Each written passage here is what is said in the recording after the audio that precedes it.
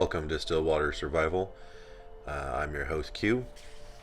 Today we're going to do our second session of map exploration, and we're going to go explore to the east. I'm getting all set up right here, and then we'll start.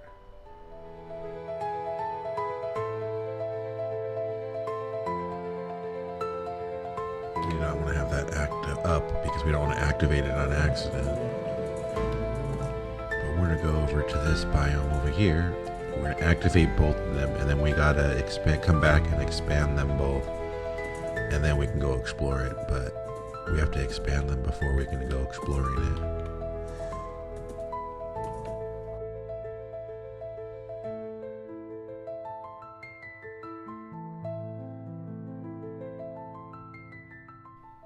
I'm just traveling over to the area I know I need to be in to activate my maps. I had a little bit of trouble getting through some trees, and then it became night, and I needed to put a bed down and sleep. And then eventually I got over to where I needed to be to activate both maps.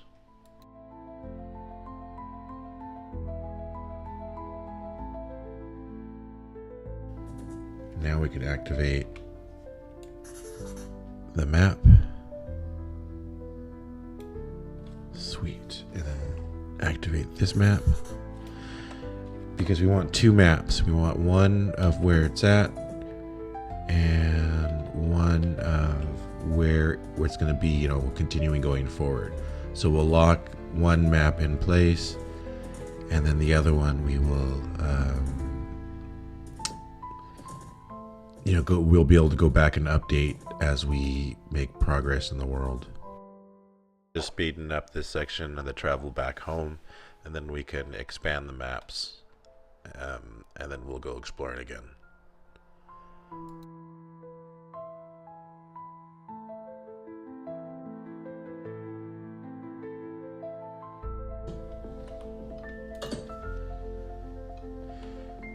And see, this is what we're working on here. This one over here is the permanent one. This one right here is the non-permanent one, and I gotta redo this one, so that's why we're not working on that one right now. So then let's bring over these to here. Oh, we need paper. Let's get some paper. Paper's upstairs. It's in my map chest here. And the reason it's up here is because the library's going to eventually come up here. Oh, well, the cartography table's not going to come up here. Maybe I should put the chest down here. Okay, so we want to put this map in there, plus this. We'll take a bigger one. And we do it one more time. Take a bigger one.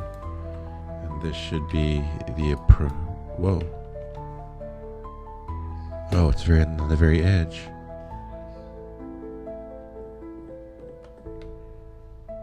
Huh.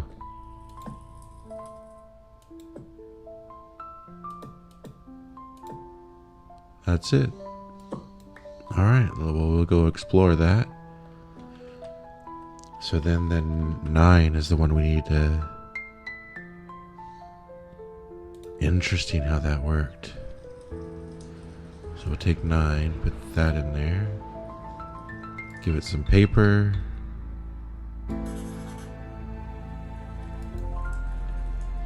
Oh yeah, it's small, huh? Okay, so then we'll put it there.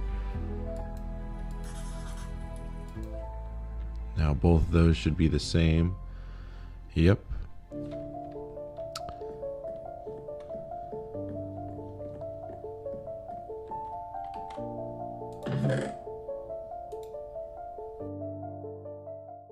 I spent a few moments reorganizing since I realized that my maps and paper and stuff should be next to the cartographer table. I just, gathered everything and put it all down there.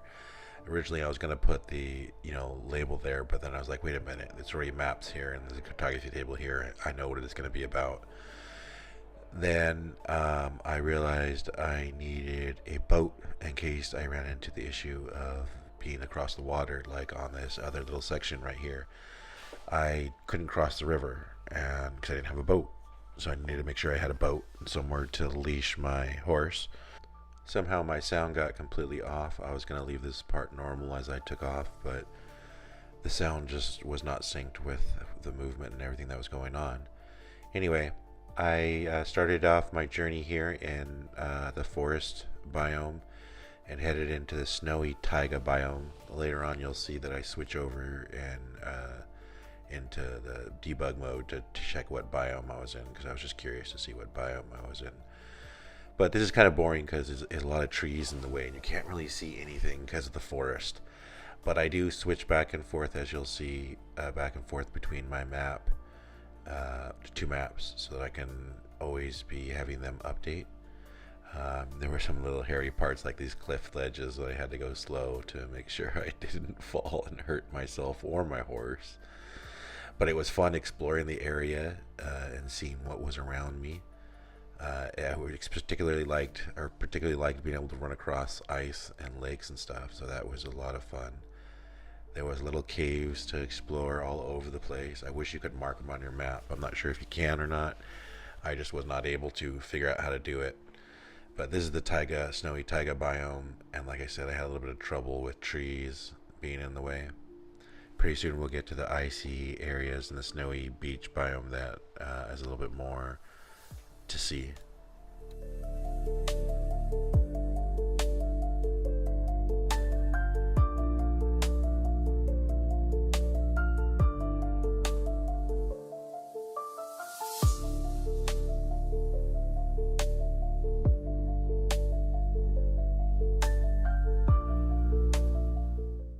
Here's where things opened up a little bit more and the scenery was a little bit more exciting to see. I should have spent a little bit more time panning around so you can see the views a little bit better. But it did become night, so I had to sleep again here. And I'm very glad that I brought my boat. I needed it here in a moment. I was also very interested, or very tempted, to harvest some of that coal that you saw there. It was just looking very tempting, but I was like, you know what, I'm on an exploration task right here. I'm just going to do that. See, like I said, I had to sleep here. And again, whenever I do these trips, I'm going to make sure to have to bring boats to make sure I can navigate to the edge of these terrain pieces, or these biomes in these areas, because I absolutely needed it here. I was not going to be able to reach this upper corner without the boat. And the thing about doing this exploration is when you see something like this structure over here on the left, I still want to go visit it. I just didn't want to spend the time to go do it right now, but now I know where it's at and I can always come back here. And I'm like, I don't think it's really anything special. I think it's just a blob of that different cube that I try to break here in a second. I thought this was like blue ice. Maybe I was harvesting it wrong, and you can't harvest it with a pickaxe. You have to harvest it some other way with a shovel. But it just shattered for me, and I thought it was the blue ice that you use to, or maybe I need silk touch. But I think it's the blue ice that you use to go fast on rowboats for, and that's why I was trying to harvest it. And if it would have popped up and I could have harvested it, then I would have done that, and I would have gone over to that little structure. Then I came over and saw this, and I was like, wait a second, what's going on here? There is a polar bear just sitting on like a block of ice, and I wanted to see what would happen if I knocked the ice out from under him. I was really just curious what would happen, and I thought it was hilarious what actually happens. He just floats. I was like, okay, that's fine. That's kind of funny too. But I continue going and exploring here, and then we're going to go on to the other side in a moment. Here's a lesson for all you Minecraft players out there. When you're in a boat, do not throw your map into the water. This was an accident. I have a really bad habit of hitting Q, which is the button next to W that, to go forward. And so I have a tendency to throw stuff, and when you're in a boat, you don't really want to throw your map into the water. So let this be a lesson to all you people out there. Don't throw your map into the water.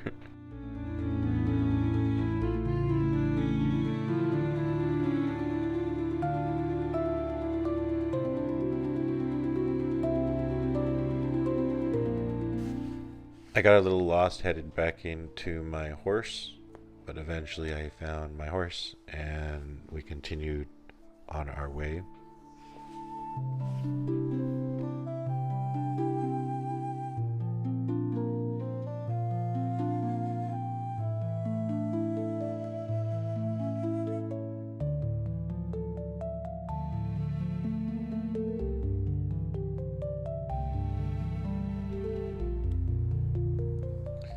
This is funny, I wasn't really paying attention, but you should have seen already on the top right. That was my base for my netherworld area in the snowy beach that I've already started. And I got greedy and I was like, there's just coal everywhere, but I'm headed back now, so I might as well, grab some stuff. So I started grabbing some of these resources, and then after a minute I realized, oh, wait a second, I'm right next to my base. So I end up heading over there in a moment.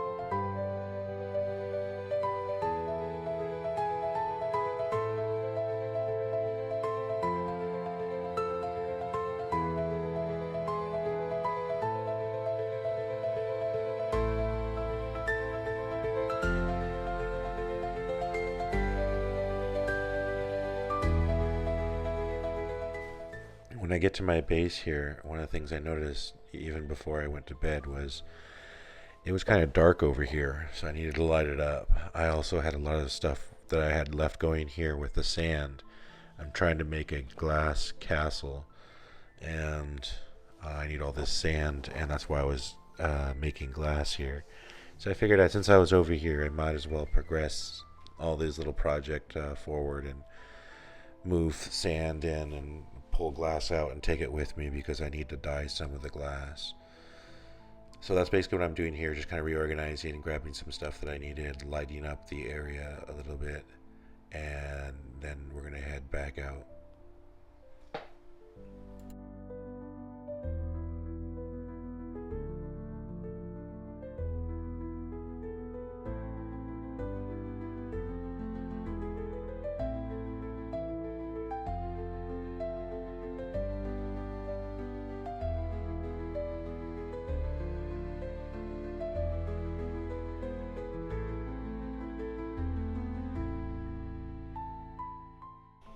We're just finishing up the last pieces of the map. As you can see, I found something cool here. That's going to be a cave I'm definitely going to need to explore. It looked like it goes way down deep, so hopefully it'll be worth the effort to go there. But while I'm gathering sand, I'll probably go explore that. And I didn't notice at first, but you can every time I look at the map now, you can see the little section of sand that I exposed that I've already worked on because I've gathered a lot of sand from that area. So now that we're done discovering the map, we need to go back and lock one into place, and we're going to go ahead and do that. We're going to head back and then lock one of these maps into place, and that way we can never change, and we'll have a historic record of what the area looked like prior to me making stuff, because I'm already building in that area and making it look different by taking a lot of sand out.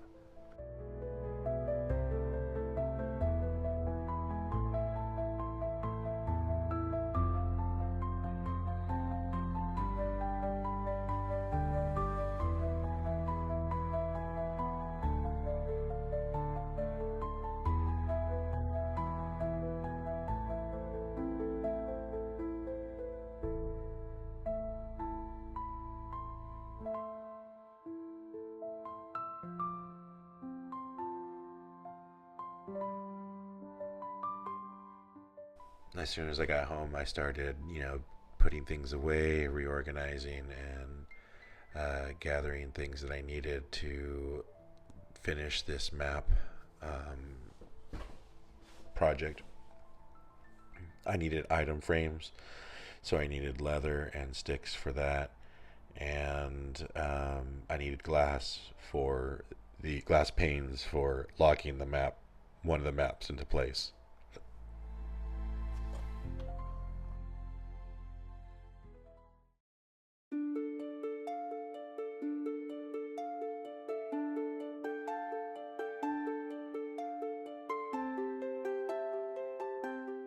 Now we're going to go ahead and lock one of the maps in, or lock it so it can't be changed. You use it glass in the bottom, glass panes in the bottom, and then you put the map at the top. And then when you pull the map from it, it is now locked, and you cannot activate it. So you can look at it, but it won't activate again, and it won't update. And that way, that's my historic map. So that's going to be at the time that I explored the map, that's the way the landscape looked. Then the secondary one over here that I'm going to put on the side, it will be the one that I'll have to pick up and go activate again during the areas, at the areas that I want it to update, i.e. anywhere that I build something. So when I start building, I'll probably end up building a little bit bigger house and storage area over by the sand, because the doing sand production and glass is key. And I may make a video of how I'm going to do the smelting of the sand, because I found a good way of doing it, a fast way of doing it, and it'll be a cool way to a video to show you guys.